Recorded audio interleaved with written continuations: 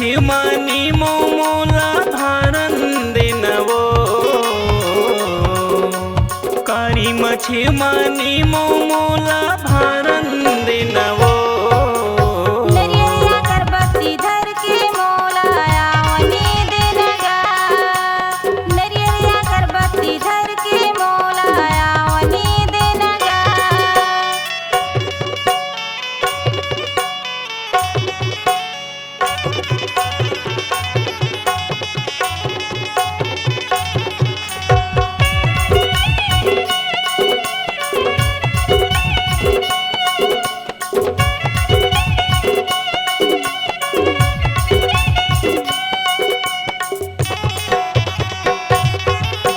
दोनों थांगा के खुलखा भीतर मा मछी ऊपरे है छाता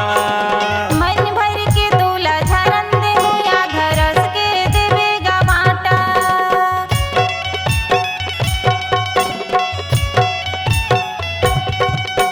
दोनों थांगा के खुलखा भीतर मा मछी ऊपरे है छाता मन भर के तोला झरन दे या घरस के देवेगा बाटा कारी मछी मानी मोला भारन देनवो कारी मछी मानी मोला भारन देनवो नरियरिया करबत्ती धर के मोला आवनी देनगा नरियरिया करबत्ती धर के मोला आवनी देनगा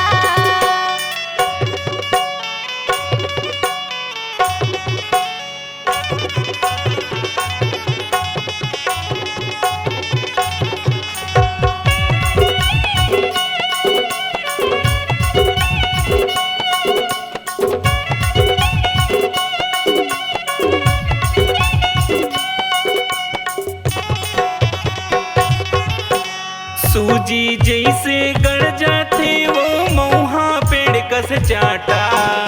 आठो अंग मा चुभ जाएगा बमरी जैसे कांटा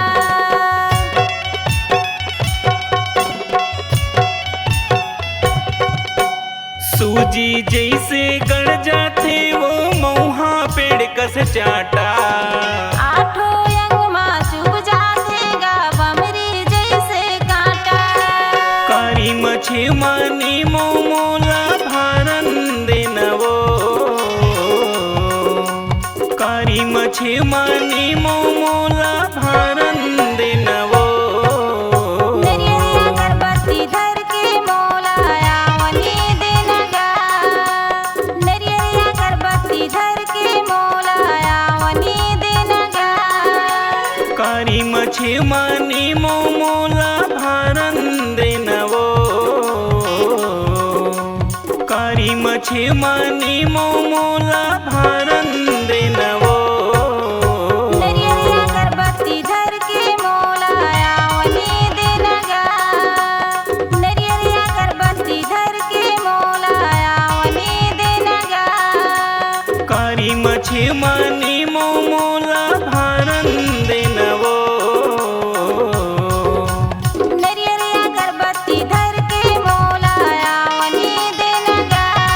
मोला भारन देनवो नरियरिया करबत्ती धर के मोला बने झारन देनवो।